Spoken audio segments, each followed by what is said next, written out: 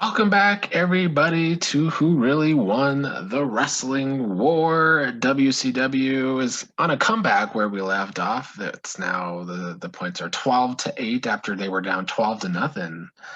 So we are seeing that comeback, fan guy. Yeah, just an overall better product, bro. It feels like all WWF has going for it right now.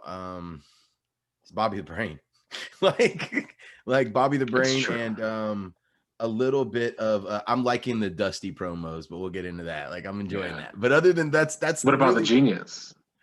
The Genius is even taking a bump for me this month. But yeah, I mean he's entertaining too. Yeah, I think it's going to take us about 5 to 10 minutes to get through WWF this month because nothing happened. I had predicted coming into this podcast, I was like, this is going to be our shortest podcast yet. Oh, yeah. This month. Yeah. I definitely agree with that. But we will start with the WWF. What little happened. I mean, I guess still the main thing at the beginning of the month was this push for no hold bars. They even had the prime time from the premiere. Bro, are you not sick of that yet? Like just constantly with the posters, they must have had a lot invested. That's all I could think is they had to have. They must have just had like the farm on this movie because it dominates everything that they're doing right now. Yeah, it is really the center of their company, this movie, rather than anything else. It's pretty strange. Which is probably why it's pew. For sure. Man. Well, we'll talk about it now. One of the main things were the Dusty Rhodes working man promos. He was at a restaurant with, I don't even remember, tacos, was it? And then he was a garbage man in one of them. Oh, bro, my favorite Dusty Rhodes promo ever is coming up. And I actually remember this from my childhood because, I had a brother 6 years older than me. I was like 8. He was like 14. And sometime very soon, he's going to be selling meat. And the very last line of it is, you can't beat Dusty's meat. And it's so fucking legendary. So as I see all these with the garbage man and all the, I'm just like, yes, WWF needs Dusty Rhodes right now so bad. Yeah, they really do. Although, where do you stand on Dusty Rhodes and his polka dots? I didn't really like the polka dot gimmick. I'm a much more everyday man. I prefer that for him. So I'm not a fan of the polka dots. Yeah. What about you? No, me either. Yeah. I feel like it was a giant rib on him the entire time he was in the WWF, honestly. 100%. Let the man wrestle in jeans and a wife beater type thing. Like like everyday man. Let him do his thing. WWF does always do good with these promos because, I mean, even though they go over the top with these characters, but they're good. They're good, but we'll see where it goes, I guess. Dusty can pull it off. It's him, too. He's squeegee in the car. Oh, girl, let me spit on that. I'll do your windshield real good. Thanks for stopping in and getting some gas. I mean, this he's gold. He is gold. One of the main feuds, we just saw a bunch of low-level feuds on these TV shows. But what'd you think about the Honky Tonk Man Snuka feud?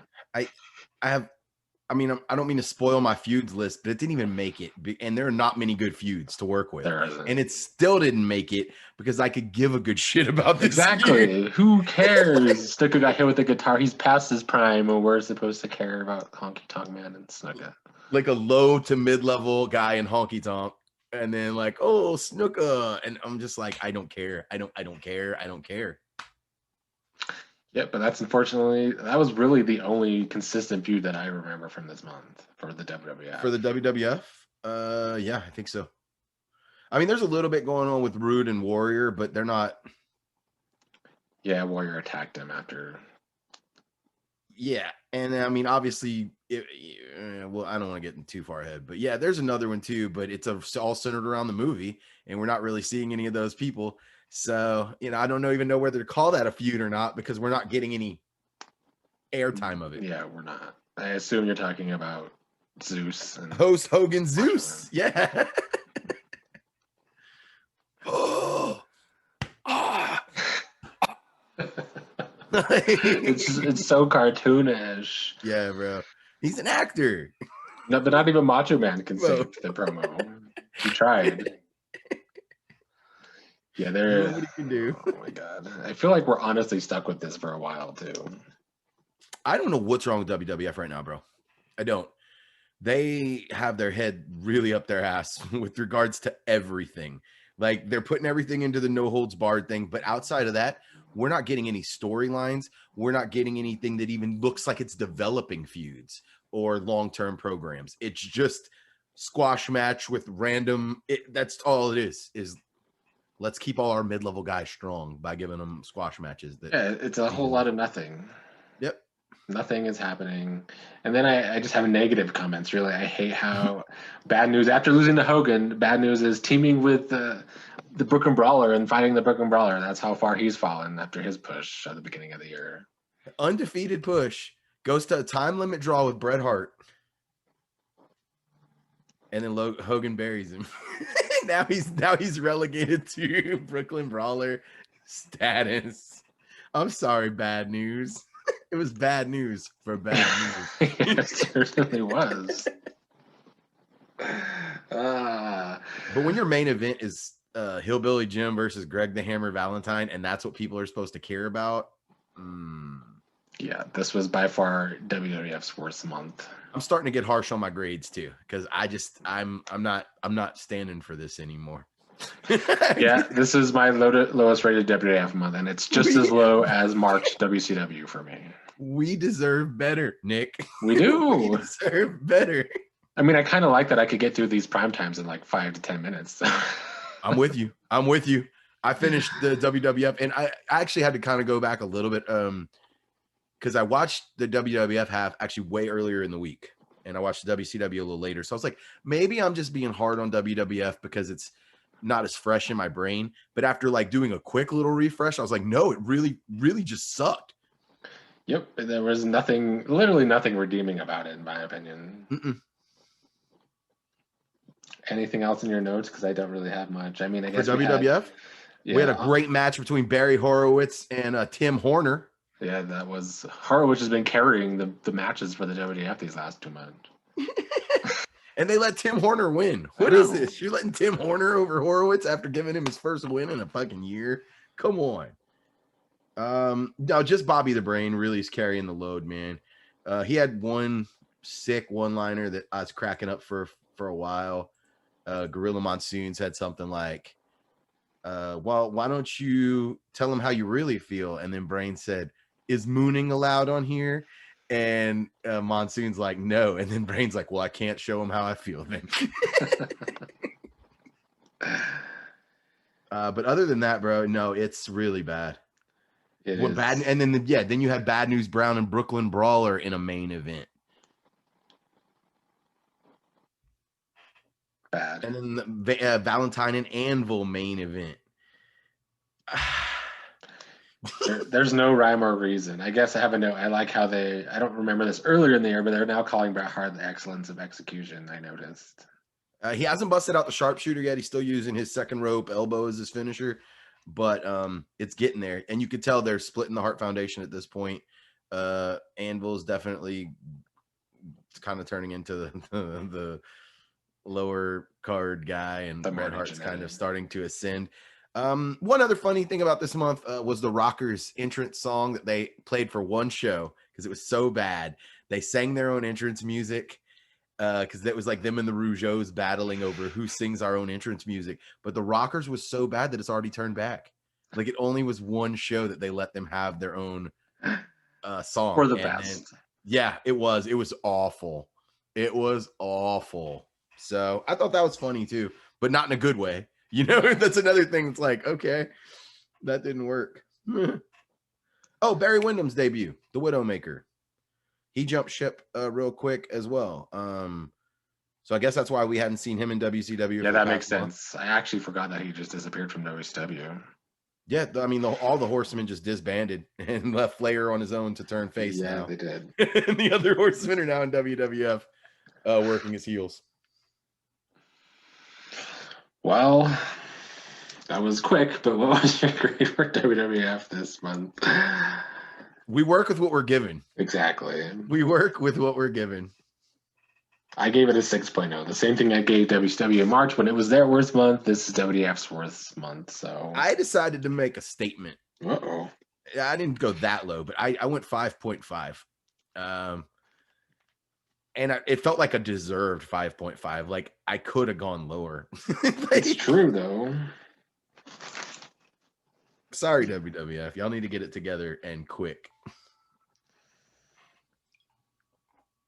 I think WCW is gonna win once again, even though they had their problems too.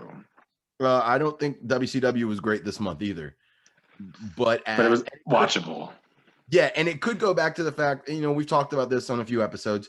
They had the Clash this month, which when I review my matches and all that stuff, it's almost all from that one show. So there is something to be said when you have a marquee show and the other company doesn't. Odds are you put on a better program for the month. Yeah, that definitely helps. Because the regular WCW shows I didn't find to be that great, honestly. No. This is WWF's lowest average month of 5.75. Oh, how the mighty have fallen. They certainly have, and quick. Well, we will go on to WCW. I did not get to take as good of notes as I did last week, but I'll try my best. I did want to talk about what started the month for them. It was that Ron Simmons Ranger Ross brawl that I actually enjoyed a lot because it was just a straight up brawl. Ron Simmons was actually getting his ass kicked, but he gets some help from Teddy Long to win with a weapon. I agree. I actually have written by that. This was actually a decent match. That was my exact quote. This was actually a decent match, and it shows exactly what WWF is not doing any of. WCW is even able to take two of their mid card guys. Ranger Ross is kind of even like a maybe mid to low kind of guy. Yeah, he is. And Butch Reed's a little more mid cardy, but at least they're giving them a program. They're telling a story with it. We're getting something from them. In the very first match, we got more from WCW than WWF gave us all month. That's a great point. They seem to be more organized about, telling the story, letting stories develop and just giving wrestlers a point, really, is what it is. Yes. Because another thing I enjoyed, they started giving this is Samoan SWAT team this gimmick where they smash pineapples over their opponent's head and start eating it. Yeah. I mean, it's just fun. It's just they're more fun, which is crazy because WWF was way more fun just a few months ago. Mm-hmm. And now you got the dynamic dudes doing the promos, acting like surfers. You got Norman doing his promos. Ric Flair lookalike comes out on the first episode. Like, it's just little things that are enjoyable, and WWF just isn't doing those. What were your thoughts on the whole Funk bringing out a fake Ric Flair? I think Terry Funk this month for WCW as a whole has assumed that Ric Flair role, in my opinion, in a lot of ways. Terry Funk is carrying WCW. I think I've loved his promo work. I think he's actually put on some decent matches because he's getting a little older into his career at this point. Good matches, good promos. I love what they're doing with Terry Funk. I mean, how are you jiving with that? No, I agree. I thought it was because they built it up before we stopped watching May that Ric Flair was going to be back next week, but here came the Rick Jobber Flair that came out, and we got a Sting confrontation with Funk as well. Yeah. I don't know if they've really kept the momentum on the whole story of Funk's gonna battle from the bottom to get to the top. They haven't really done the best job of that story. I mean, they showed him crack the top 10. Now he was number 10 in their list. Yeah, but I mean, he literally beat nobody to break the top 10. And Dan Spivey's still at 7, and we haven't seen Dan Spivey in 2 months. Now, I'm not unhappy about that, for the record. This is okay with me, but how is he number 7? Like, come on. Yeah, it's true. And the tag tournament continued. Midnight Express won with some shenanigans because what's his ass took out Bob Orton.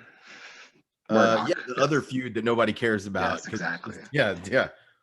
2 West Texas boys. Yeah, so Butch Reed basically had a jobber as his partner for that match in the tag tournament.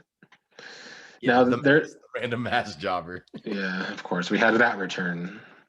The one thing that's bothering me with WCW though is they are just like things are happening off camera and they're just skipping over things. Yes, they leave out a lot of relevant things that happen on like Huge, because apparently Luger already won back his title for Michael Hayes, but we saw none of that.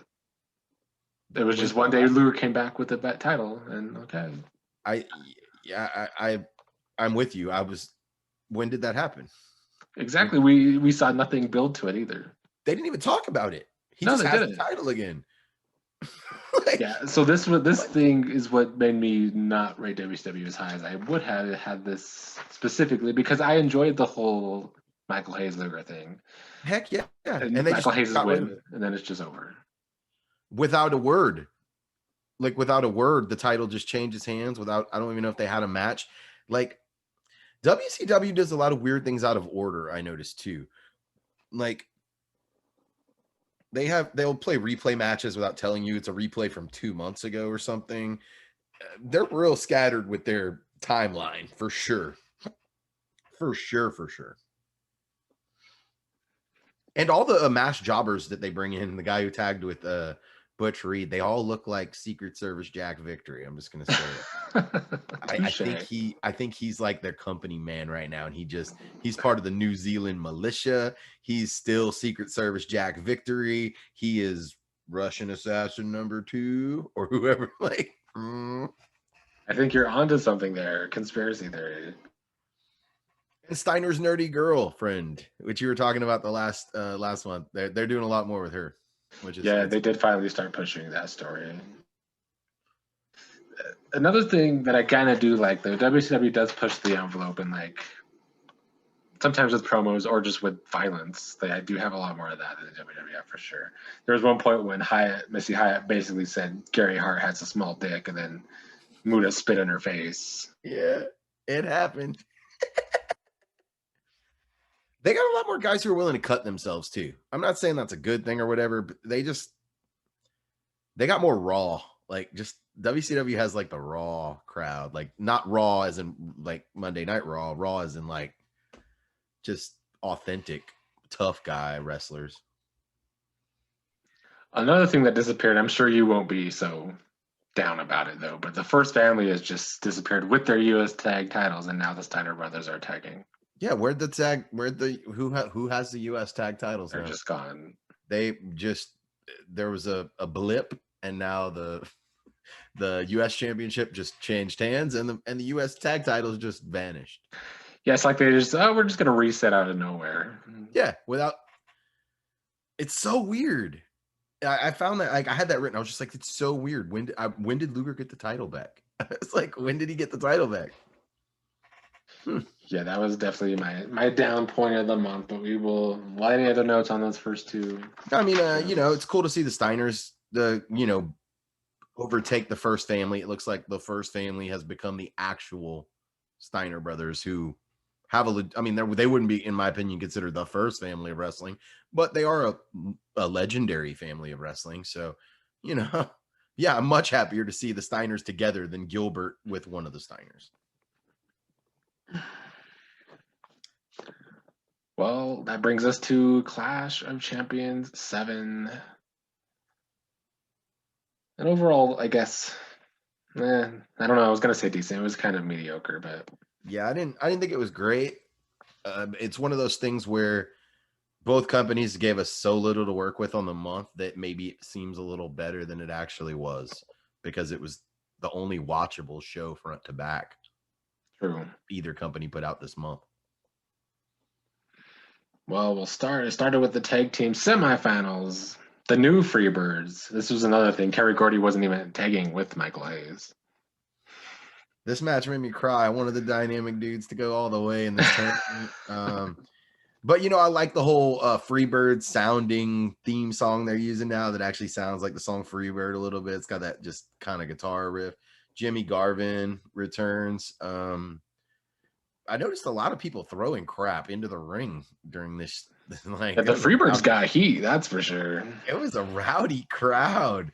It was a military crowd too, wasn't it? Yeah, I was surprised. They're normally more disciplined than that.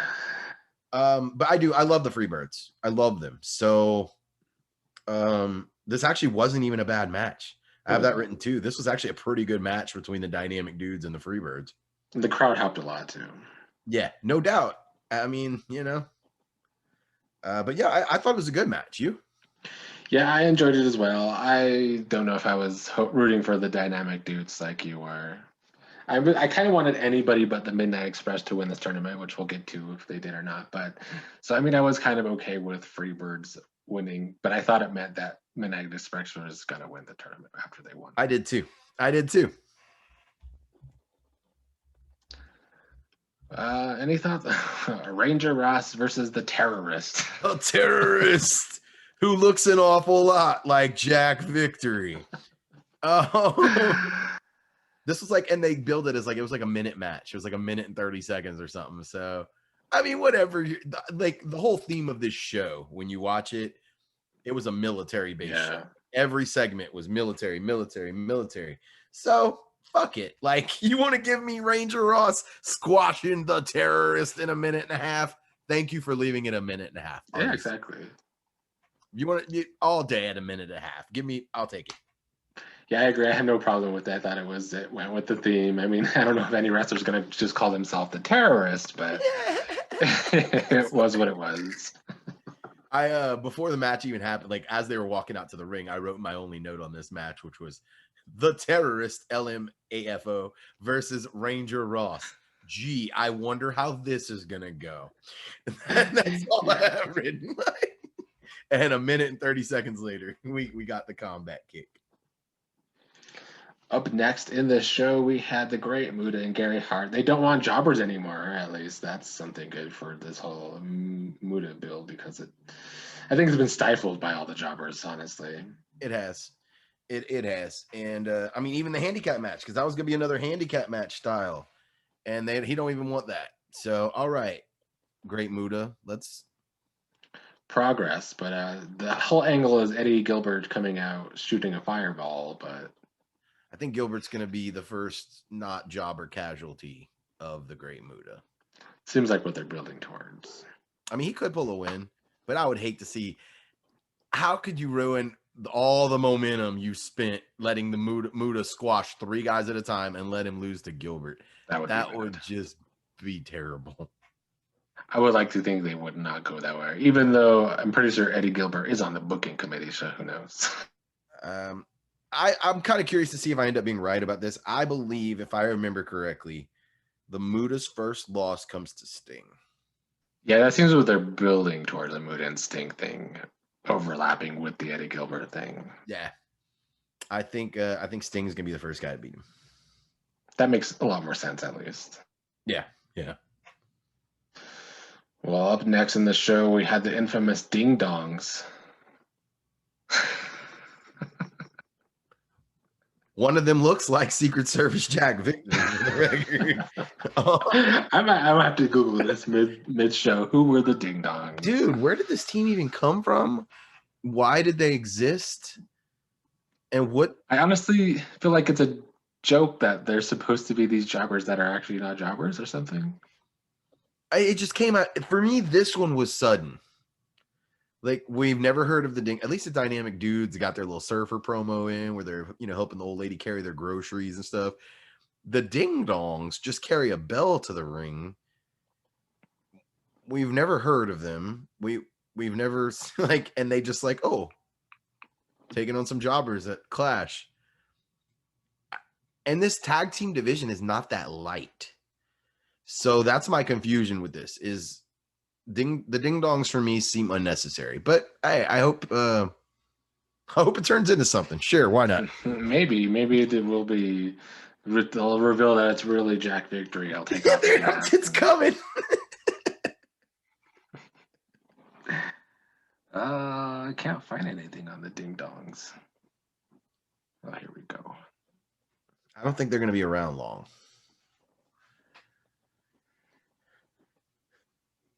Yeah, dude says I Googled that shit. Still can't find anything on the Ding Dongs. Well, it's not Jag Victory. It's apparently Greg Evans and Richard Startane, whoever that is. Okay. It's Barry Horowitz's third cousin. Must be. Richard. Yeah. And then another thing. Now suddenly Steve Williams is a face, basically out of nowhere. Like we had this thing at one point where what's his name? Sullivan talked about how the Varsity Club was having problems, but now he's just suddenly a face. Yeah. The Varsity Club, where'd they go? It's just Sullivan and Rotunda now. You got Dan Spivey vanishing. Got Dr. Death turning face. You got titles changing without seeing anything. I feel like there was literally like an Avengers style blip where the reality, as we know, the fabric of reality in WCW just It's true. changed because a lot of weird things just changed without any context at all. Yeah, I like that analogy. I do feel like we just entered a different comic book timeline. Yeah, dude, yeah, the alternate universe. Yeah. Like, we got nothing. Like, when did Steve Williams turn face? Like, nothing led to that. Nope, it was another thing just out of nowhere. And then this match was weird. The finish to this match was real weird. Like, Gordy's just like, I'm out. The fans were not happy either. I didn't like that finish. Like, it didn't make any sense, the finish. At all. It didn't. I mean, the match itself was what it was. It was going to be big men punching each other. It was definitely a hard-hitting slugfest. But yeah, the double count out, I guess they're just trying to continue it because they do put Dr. Death with the Midnight Express, which also doesn't work. Yeah, I know there's a War Games coming up where I believe Dr. Death, the Midnight Express, and two more faces take on like the Samoan SWAT team. It's probably the Road Warriors then. Oh yeah, it is the Road Warriors. It is. And it's gonna be like the Samoan SWAT team, and the Freebirds. It'll be the three Freebirds and the Samoan SWAT team against those three. That's not too bad, at least. Yeah, I think that's coming. If it's leading to something. Right. And that's what happened with the other match, right? And at that point in the card was the Midnight Express versus the Samoan SWAT team. And I was okay with this finish because it progressed that storyline. Like, the SST cost the Road Warriors their match. Now the Road Warriors come for turnabouts, fair play kind of thing. And this was actually a pretty good match too, I thought, between before the finish. Some of these tag matches were my favorite matches of the month. They were. It was a turnaround for me because usually I'm not really into the tag matches that have been happening. But suddenly WCW's tag division is just like the marquee parts of the show. That's why they don't need the ding dongs. That's why I was like, they don't need the ding dongs. You have a lot of good teams. However, you skipped over the big debut of Norman the Lunatic. So I thought that was after. Oh no, I have something about that. I said the dude has a fucking seatbelt on his head. That's my note on that. The dude has a effing seatbelt on his head.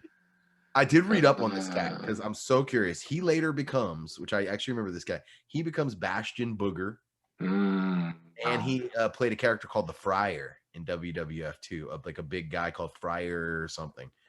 But I definitely remember Bastion Booger, who was just like a disgusting character. And that's Norman. Wow. That's what Norman grows into. But of course, how do you not love Norman? Teddy Long carrying the keys, keeping him under control by showing him the keys. I enjoyed it. Yeah. I mean, he's over the top. It's another cartoony thing, but I would take it over Zeus right now because yeah. At least they're trying. Yes. I mean, and you wonder if they're trying with all the phantom belt changes and stuff, but I mean, it feels like they're trying. Yeah, they're definitely trying. And you were right. The Midnight Express and Samoa SWAT team was before this. My notes are all jumbled. But they're trying. They're just, I guess, inconsistent maybe, or they don't know how to make up their mind. Maybe there's a lot of pushing and pulling on the booking committee about what to actually do. I don't know. My problem with it from WCW side is that a lot of these shows, they have room to tell these stories because they do still have a lot of squash matches that nobody cares about. So they had ample opportunity to show the Dr. Death face turn, to show the Luger Hayes, whatever, even if it was give us a 30-minute gimmick into a quick match or something between those two. I'd be fine with that, but give us something. Don't just, because this is a story. That's what, I mean, you and I always talk about, like, most people who enjoy wrestling enjoy the story aspect of it. Yeah, you're right. I really don't understand how that, if it happened at a house show, just show Luger beating Michael Hayes. They've done it before, so why not exactly, this time? Just show it. Next was the Steiner brothers versus Sullivan and Rotunda. Wrong team won here, but I was okay with it, just because I know the Steiners are just getting acclimated as a team. But I'd rather see them get the win. The varsity club's a sinking ship at this point. Spivey's gone. I've been over them since we started, honestly. Yeah. Just get on with the next carnival of whatever for Kevin Sullivan. That whole gimmick fits him better.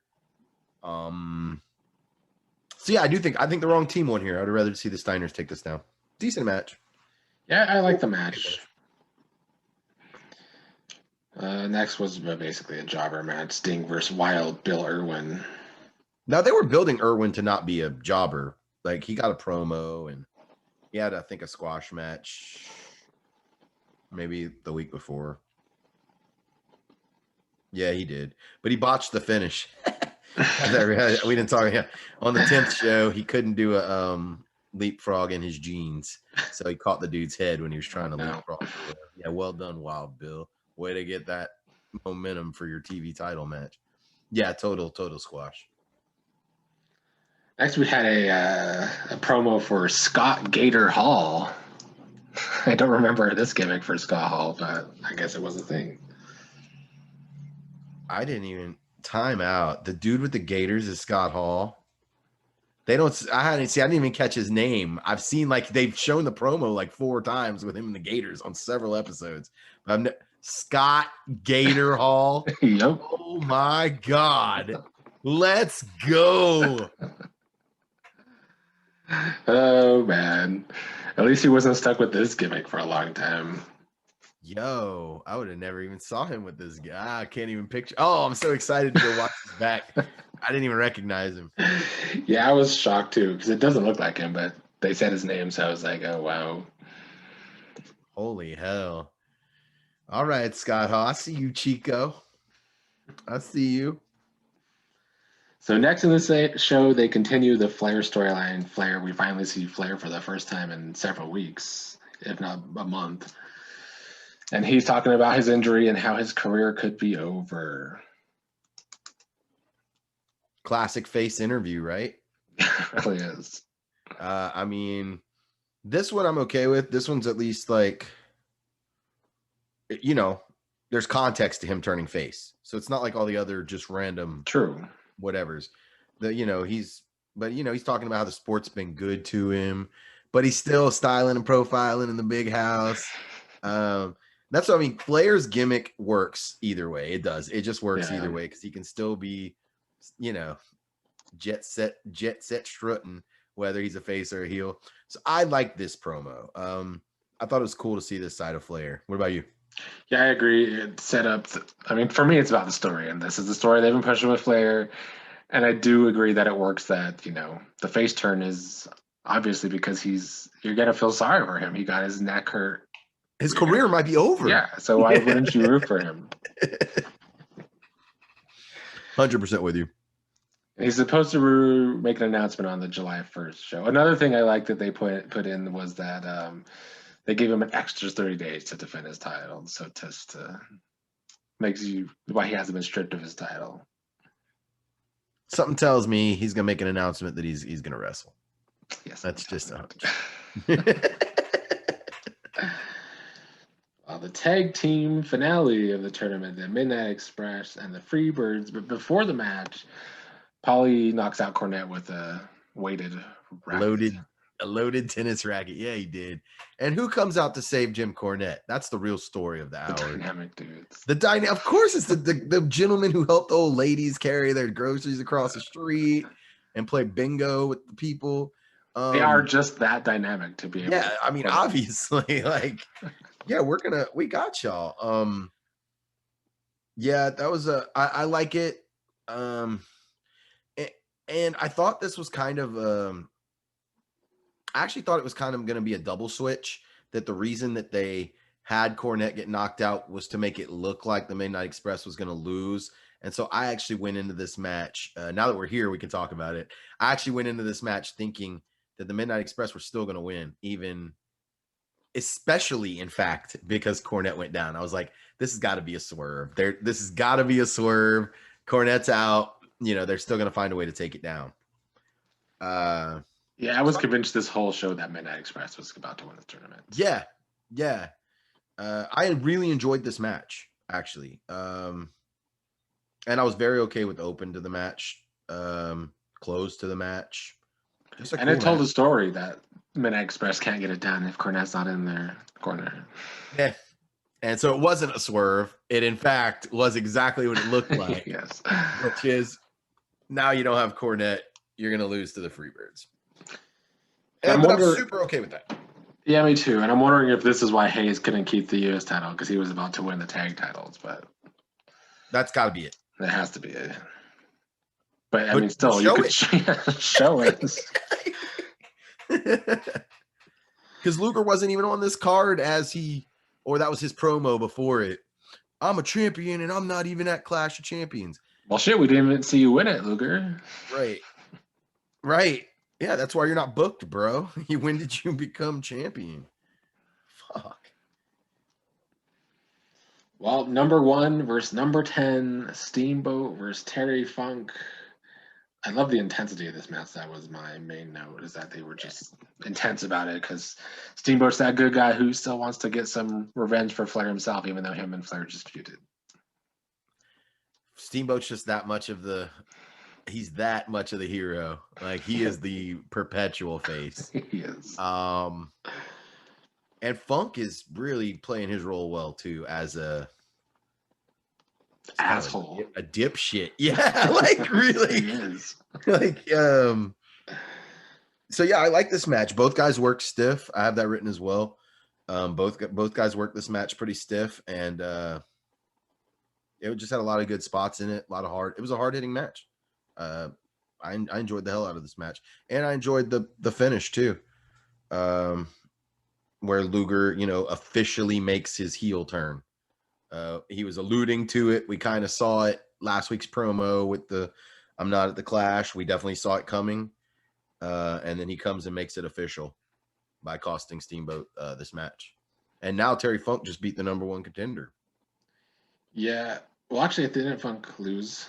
Yeah. Oh, yeah. Cool. Yeah, but did he lose? I mean, like, ding, ding, ding, he lost. But, like, he didn't lose, which I think I like this finish because it kept his momentum. Yeah. In tow for the Flair match.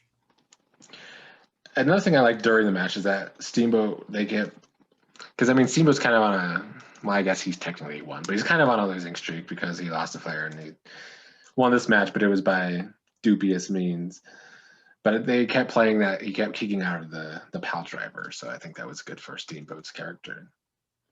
Yeah, it shows that resilience, and he didn't even have to Hulk out to do it or anything. He just gets the 2.5 and gets his shoulder up in the nick of time. Yeah, it's that heart of a champion thing that Steamboat just does so well. He is that quintessential hero. He is just. But then he gets his ass beat. Second event in a row where someone gets their ass beat. This time it's Luger on Steamboat to turn heel. And I'm already enjoying Luger a lot more as a heel, because his promos somehow, because they've been kind of iffy lately, but somehow as a heel, he's just in the zone. Yeah, I agree. 100% turned a corner with it. And Luger, I mean, I know he has some okay face days ahead of him, like in WWF. I think it's easier to play a heel. I just think it is. Yeah. I just think it's way easier for most wrestlers, especially new wrestlers that aren't super seasoned, to play a heel. It's easier to be kind of an arrogant dick than it is to win people over. You're 100% right about that. So I was super okay with everything about this match, the finish, the aftermath. I think it's a little convoluted now because now you got, I guess it's setting up a Luger, Steamboat, and Funk and Flair. So I mean, it just makes must sense. be. Yeah. Although Sting kind of continues to be lost in the shuffle, even though they're kind of building the Muda thing, but kind of not. That's what I meant by convoluted. Actually, I'm glad you said that because that's who I had in mind. Where I was like, Sting's kind of been involved in a lot of this, but not. Yes, it's because him and Luger were friends. They had that in one of these last TV shows of the month. Sting trying to talk to Luger about it, and Luger's total zone about how it's all the audience's fault. They're the problem for Sting and whatnot. Yeah, he's trying to get Sting to join the dark side, which Sting will eventually do, but no, I don't think it's in the near future. No, it's not. I'm pretty sure Sting's got a couple years as a pretty hot face of the company, actually. Well, we'll get to these last two shows. There was another event where the audience was throwing trash into the ring, this time at Funk. Yeah, bro. These crowds are vicious. They are vicious. All squash is on the 17th show. Yeah. Dynamic Dudes squash, Funk squash, Steiner squash, SST squash, Freebird squash, Midnight Express squash, Norman squash, Ranger Ross squash, Varsity Club squash, and then you got Bam Bam versus Dr. Death rematch. So I guess it wasn't all squashes, but what, 9 out of 10 matches just straight squash down the line. Yep. And the Freebirds, well, the Freebirds helped. The Freebirds doing the Freebird thing. Doing what they're doing, keeping that heat alive. Yeah. That's why I love the Freebirds. They're the new Four Horsemen for now. Yeah, they are the kind of the main heel stable. Mm-hmm. I did like that Cornett wants Paulie in a real match, just one-on-one, because this has been something we've been talking about since this entire 6 months that we've been watching. Yeah. I'm ready for that. Yeah, me too. Very ready for that. We talked about it a little bit, but what are your thoughts on this whole Rick Steiner and his nerdy girlfriend storyline? It's more than anything WWF is doing right now. I know it sounds like, I mean, I don't want to say I love it, but I don't hate it. It's something. It fits Rick Steiner's character, I guess. Exactly. He doesn't it's almost like you could see, he's like, she's not my girlfriend. And then, his brother Scott's like, oh, buddy, you got your girlfriend. And so it's perfect. And you got Sullivan messing with her constantly, ripping up her Rick Steiner poster and stuff. So obviously, we're going to get more Varsity Club Steiner heat, or maybe it'll just be Sullivan Rick Steiner feud. But yeah, I'm very cool with the nerdy girl gimmick angle for Rick Steiner. Why not? That's a why not thing for me. It doesn't do any harm. It only adds. It does. I agree. It just adds to the characters, at least. You got Tommy Rich back in the mix. I don't really care, but it was worth mentioning. I don't really care about it, but it's worth mentioning. That whole June 24th show was kind of a whole ordeal with the Midnight Express and the Freebirds, because the Midnight Express kind of duped them into a brawl and then pinned them real quick, and then they wanted the title shot. But of course, Freebirds at least prevail in the end with their titles still intact. Due to Bobby Eaton getting injured on the outside. Kind of a weird finish to the match. He took a great bump though. Yeah, he did. Yeah, and that'll just continue that feud. It'll let it continue, which I'm fine with because these teams put on good matches. So I don't mind. I don't mind getting another couple. You want to give me like 2 more matches between these guys before you wrap it up? They're fine. putting on a show. Yeah, exactly. My problem with the Freebirds having the belts, I prefer it to Midnight Express for the record, but the issue I feel like WCW might run into in the near future is that if you got the belts on the Freebirds, I'm trying to think of any face team. Well, Legion of Doom, never mind. I was like, who's the face team that's gonna try to take it off them? It's not the Dynamic Dudes. So it's gotta be. You sure about that? Yeah, dude, a dude's title win. would make all right. I can't remember if they ever won it, but I kind of hope they do just to see our Oh my reaction. God, the stars would come into harmony and the world would just find peace for one day, even this many years later, because you and I saw this happen. I'm ready. But yeah, nothing much on these last two shows, bro. The show ended with Muda attacking Eddie Gilbert with the kendo stick. Yep. After Gilbert tried to hit him with a fireball the week before, 2 weeks before, and missed and hit the jobber instead, which was kind of a heel tactic for Gilbert. Like I think it had something to do with avenging his brother or something. Yeah, and Muda hit Missy Hyatt in the face with the green mist too. Yeah, that's so, true. Man, not bad. WCW, not good, not good, not bad. It was a mixed bag. I just feel like it's all over the place is the problem because of all these things happening. Just scattered, and there's no continuity. Yeah, there's a lack of vision on both companies, but at least there's shit happening on WCW. Agreed. Well, my grade, I went down to a C minus. Still pretty good though. I gave it a 7.2. I went to a straight 7. So a 7.1, and we got ourselves a tied game. Yeah, we do. It's anybody's year. Probably WCW, honestly. I can't see WWF. Well, I mean, maybe I can't say that because we said the same thing about WCW. Yeah, I mean, look, it can change on a dime. Like it can. It feels like WCW is giving WWF room to come back with these weird non-continuity things. WWF has the door is open for them to step through. They've just got to start telling stories. Just tell stories. You have great characters to use to tell them. Just tell stories. I'm hoping they get back to that because they were on the road to WrestleMania. So maybe now that SummerSlam is around the corner, we're gonna get something more than Honky Tonk Man and Snuka.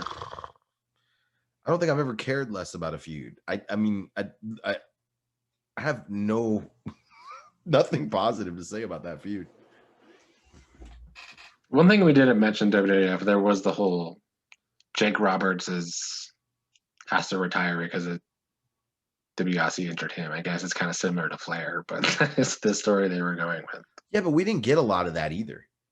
That wasn't if you got somebody like Jake, who is easily a top 10 guy in that company, you figured they would make it a little more prominent. If something like I would think so. Yeah, we don't need to see the Brooklyn Brawler and Bad News Brown. Like, do something with Jake. You know what I mean? Like, tell the story. 100%. We'll get to our top threes. The tag team division was hard. All of them were hard for me. Every single category was hard for me. Yeah, I agree. My number 3 tag team was the Samoan SWAT team for the month, just because they had the new pineapple gimmick, even though they've kind of faltered from where they once were on this top 3. But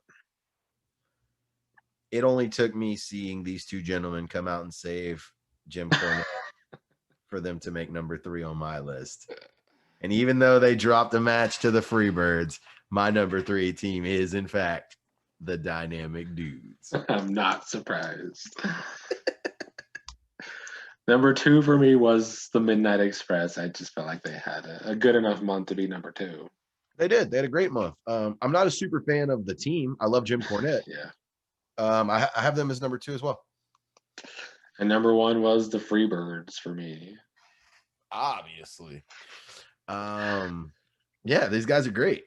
They had a good month and they're great. So yeah, this was. Yeah, and Hayes has been one of the more entertaining people for me these last several months. 150%.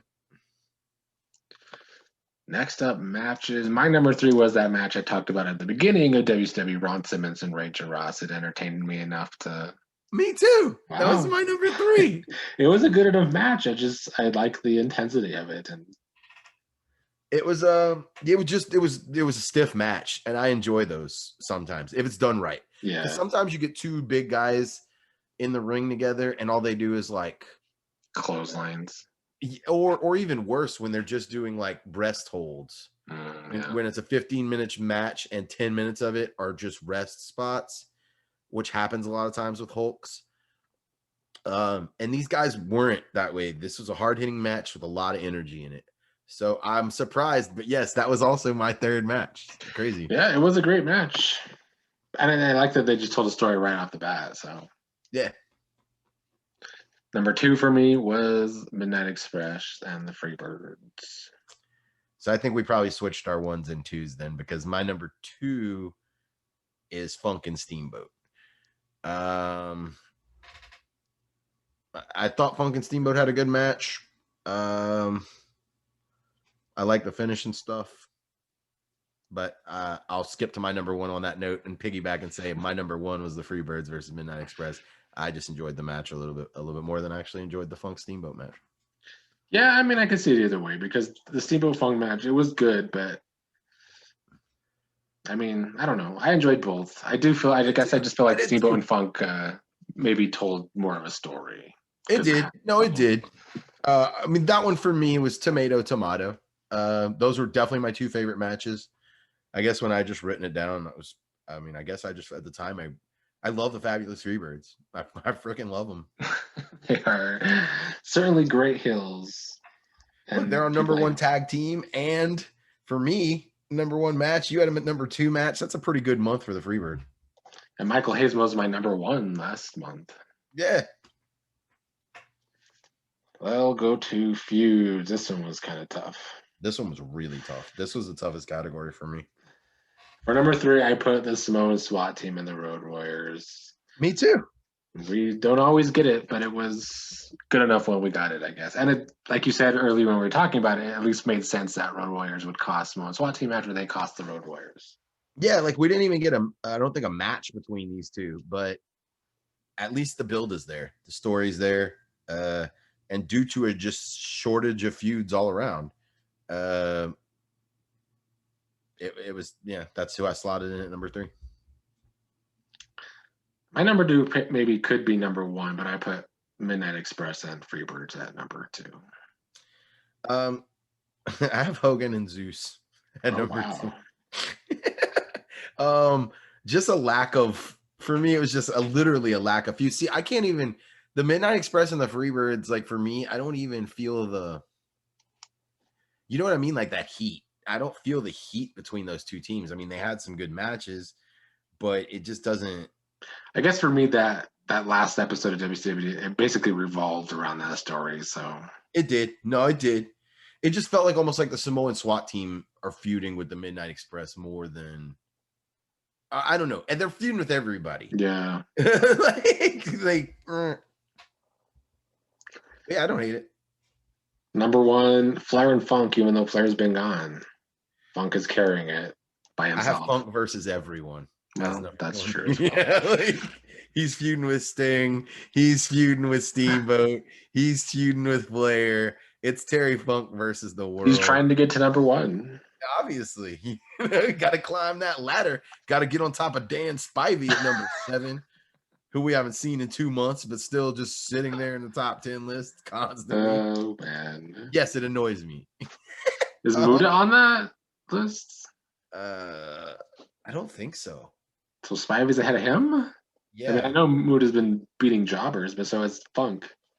Muda should be on that list, but I don't think he is. Wow. It was like the bottom of the list was like Gilbert, Sullivan, Dr. Death, like the Varsity Club basically rounded out the bottom of that list. I hate top 10s in wrestling, but oh, I do too, especially if they're done that poorly.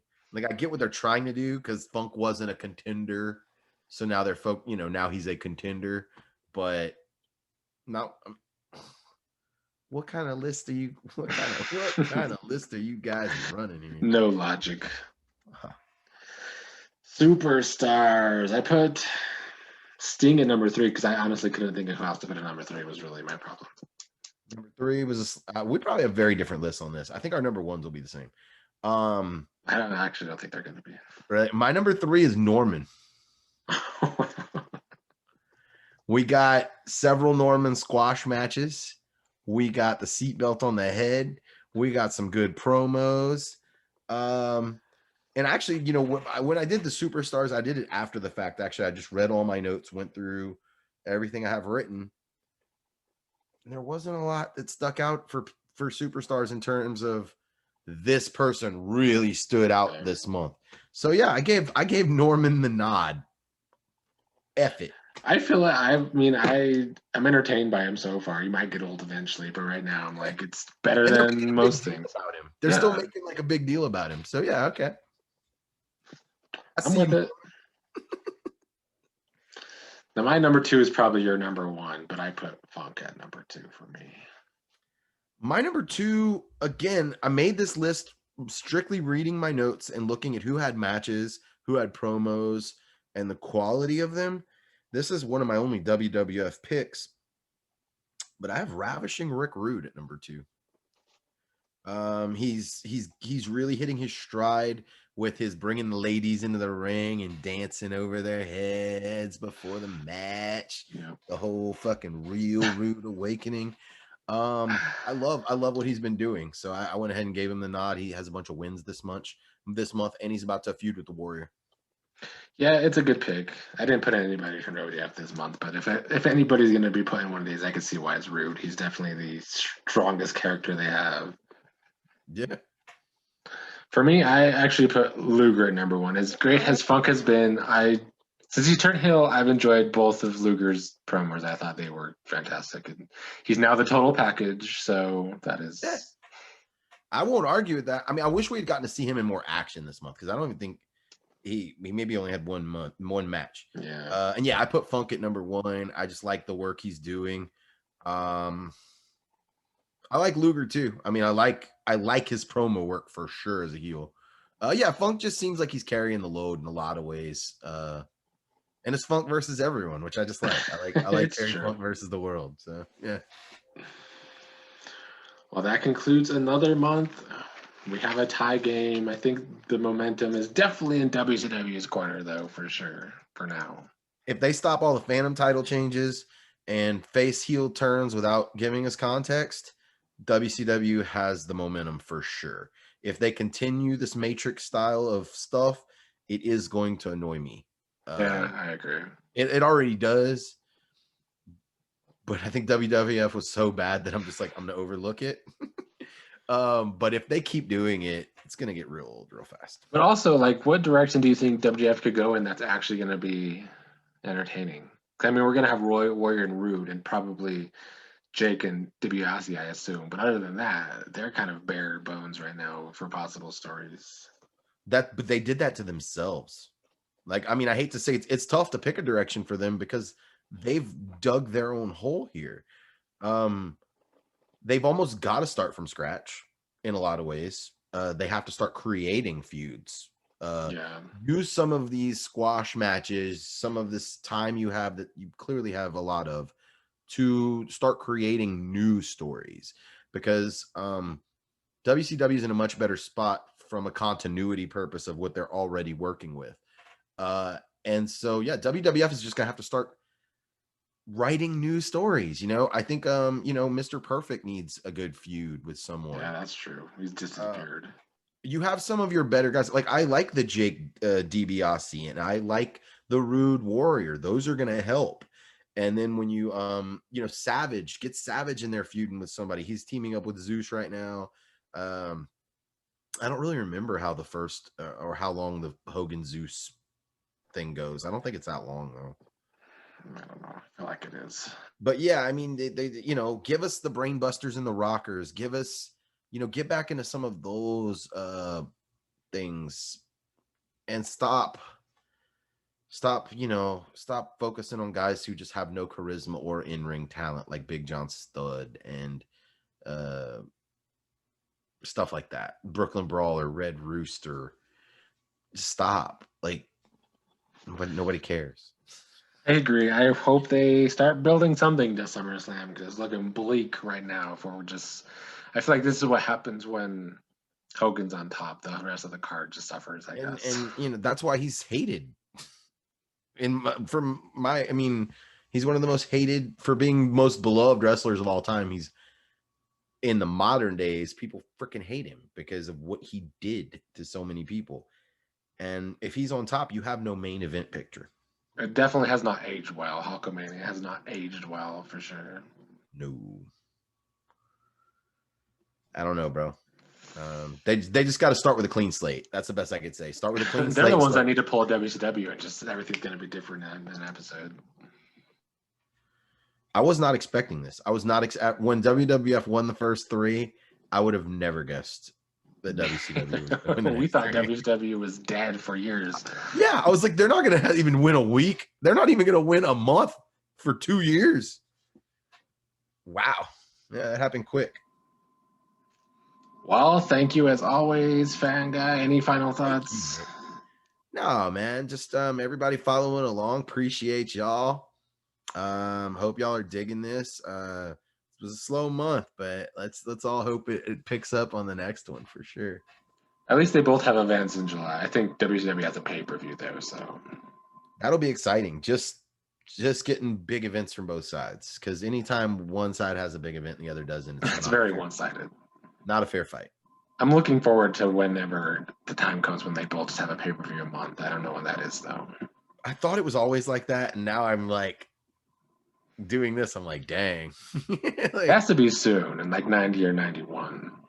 Yeah, because right now I think it's like quarterly, which is, and if that's the only time you're gonna have quality matches, whew. All right. Well, I will see everybody next week with our tied game. Up to 12.